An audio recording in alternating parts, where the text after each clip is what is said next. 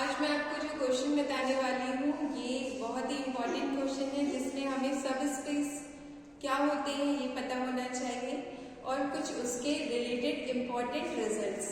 तो हमने जब सब स्पेस पढ़ा था, जिसने भी सब स्पेस अभी नहीं पढ़ा है, वेक्टर स्पेस नहीं पढ़ा है, तो वो प्लेलिस्ट में जाकर वेक्टर स्पेस को देख सकते हैं। उसमें काफी वीडियोस हैं जिसमें आप स्टार्टिंग से पूरी नॉलेज ले पाएंगे वेक्टर स्पेस, उससे रिलेटेड एग्जाम्पल, सब स्पेस और एग्जाम्पल्स और सब स्पेस के कुछ इंपॉर्टेंट थ्योरम्स। सो हमने जब सब स्पेस पढ़ा है तो उसमें पढ़ा है कि दो अगर सब स्पेस है W1 W2 तो उनका इंटरसेक्शन भी सब स्पेस होता है, जबकि यूनियन सब स्पेस नहीं होता है। उसके लिए कुछ कंडीशंस थी, एक दूसरे में कंटेन होनी चाहिए। सो अगर जनरल बात करें तो अगर W1 W2 दो सब स्पेसेस हैं तो उनका इंटरसेक्शन क्या होगा? सब स्पेस होगा। ऐसे W1 इंटरसेक्शन W2 ये क्या होगा? सब स्पेस और V ही होगा, वेक्टर स्पेस V। लेकिन W1 यूनियन W2 जो है ये जरूरी नहीं है कि सब स्पेस हो V का, ठीक है। सो जो हमारा क्वेश्चन है आप देखिए इसमें CN क्रॉस N, ठीक है, इनटू, और ये फील्ड है हमारा C क्या है? कॉम्प्लेक्स नंबर, और यहाँ पर ये फील्ड है और ये हमारा वेक्टर स्पेस है n स्क्वायर ऑर्डर का, तो ये वेक्टर स्पेस बन गया। अब W1 जो डिफाइन किया है वो क्या है? Set of matrices of order n cross n, और जो इस कंडीशन को सेटिस्फाई करे A transpose is equals to A। फिर W2 जो है वो हमारा इस तरह से डिफाइन है, वो सारे मैट्रिसेस का set of order n cross n जो A transpose equal to minus of A को सेटिस्फाई करे, ठीक है। सो ये स्क्यू सिमेट्रिक मैट्रिक्स का सेट है। सो ये दोनों सब स्पेसेस गिवन है, तो हमें ये पूछा है कि इन चारों में से कौन सा रिजल्ट सही होगा और कौन सा गलत होगा। सो अगर हम बात करें ये जनरल जो हमें रिजल्ट पता है, तो हमें ये पता है कि W1 इंटरसेक्शन W2 सब स्पेस होगा।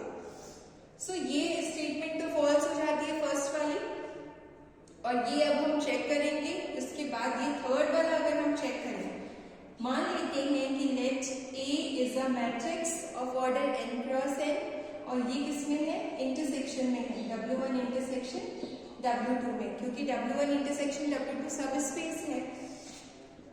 अगर ये इंटरसेक्शन में है इसका मतलब कि ये मैट्रिक्स W1 में भी है एंड यही मैट्रिक्स A किसमें है? W2 में भी है, क्योंकि ये इंटरसेक्शन में है तो दोनों में होगा। अगर ये W1 में है दैट मीन्स कि इसकी कंडीशन क्या लग जाएगी कि A ट्रांसपोज जो होगा वो A के इक्वल होगा, मैट्रिक्स का ट्रांसपोज मैट्रिक्स के इक्वल होगा। और अगर ये W2 में है तो इस रिजल्ट से ये हो जाएगा A transpose is equals to minus of A। अगर हम इन दोनों का यूज करें तो आप देखिए A ट्रांसपोज A है, A ट्रांसपोज माइनस A, इसका मतलब कि A इक्वल टू क्या है? Minus of A।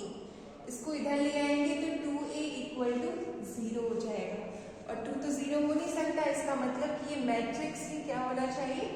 0। That means कि A is a 0 cross 0 matrix है of order n cross n, ठीक है।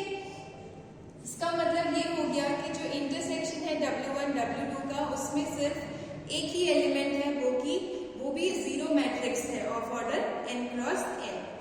सो डायमेंशन क्या हो जाएगी उसकी? 0, ठीक है।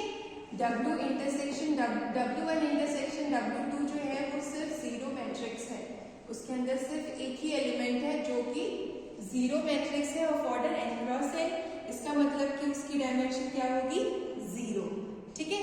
और ये भी फॉल्स हो जाएगा, ये भी फॉल्स है, ठीक है, और ये फॉल्स है, तो आंसर क्या हो गया हमारा?